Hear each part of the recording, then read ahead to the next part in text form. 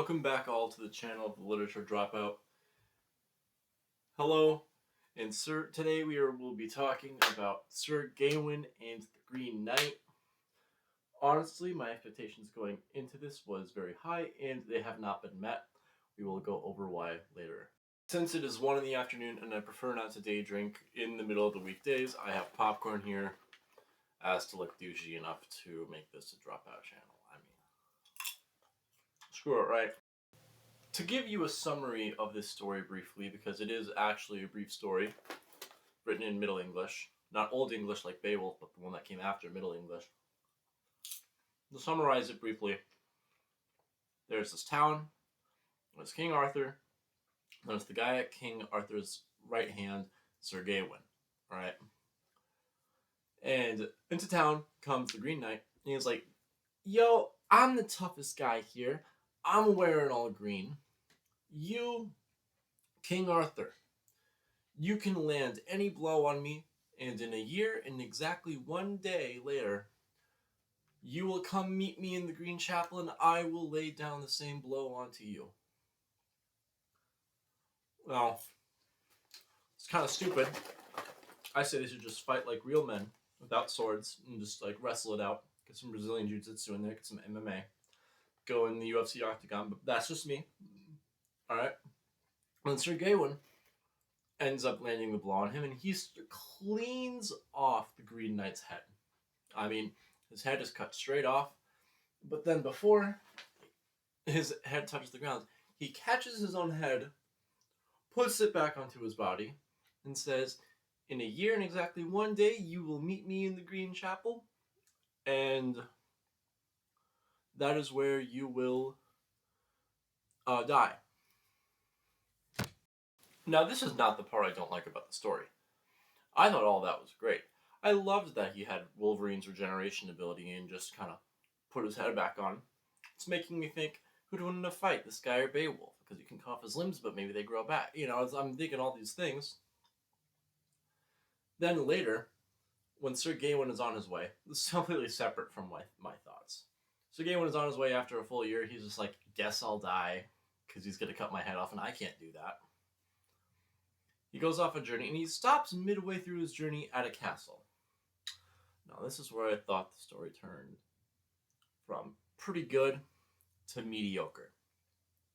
Because when he's at this castle, he makes an agreement that whatever the king brings him to eat, he will give the king at this new castle whatever he received in his first days at the castle.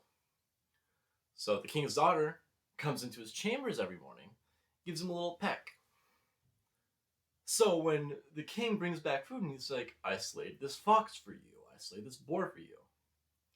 Sir Gawain ends up kissing the king, giving a little smoocheroo. He ends up kissing the king a total of 6 times, and it was pretty funny the first time. But if you're gonna kiss a man 6 times, it's a little suspicious, you know. Maybe his name is Sir Gawain, spelled G-A-Y instead of G-A-I. Later in the story, when Gawain meets up with the Green Knight and agrees to get his head cut off, he instead just gets a little cut on the back of his neck, realizes he's alive, and it turns out that the Green Knight was the king from the other castle. It's a whole little plot twist, and now I'm thinking, did he know? Did he know the whole time what was going on? Anyways, the story disappointed me because it was much more fairy tale than it ever was epic poem story about a Green Knight that goes about killing recklessly. And, you know, I thought it was going to be similar to Beowulf when I heard about the Green Knight and Sir Gawain and King Arthur. I was not ready for that much men-on-men kissing. Not to say that I am uncomfortable with that stuff, not to say that. It's just not what I was expecting out of a medieval tale about knights and such. Apparently this story is supposed to have some themes of, like, you know, like sexuality. That's supposed to be a whole part of it. I didn't really get that. I didn't really take that much away out of my first read through. Maybe I need to read it again knowing what it is and go over it. But overall, I'd say it's a pretty mid experience. I would not hit this book that hard on a watch through or a listen through or a read through. A lot of people say this is very important for Western literature. I personally would tell you to skip it because I don't think it's all that what it's cracked up to be. Do Beowulf instead. Replace Sir Gawain the Green Knight with Beowulf. I would also like to add a second announcement that very soon here I will be involved with a secondary channel where we talk about more contemporary pieces of literature that aren't exactly books as well. If you are so familiar with Marvel Comics and DC Comics and the movies and TV shows spawned about that recently, I'll be talking about that a lot more extensively than I do any book over here or on another channel very soon here. I don't know the name of it. I don't know what's going on. I helped film a video with some friends about it. I'm doing it with buddies. I just filmed a video about that. The new Captain America movie that came out.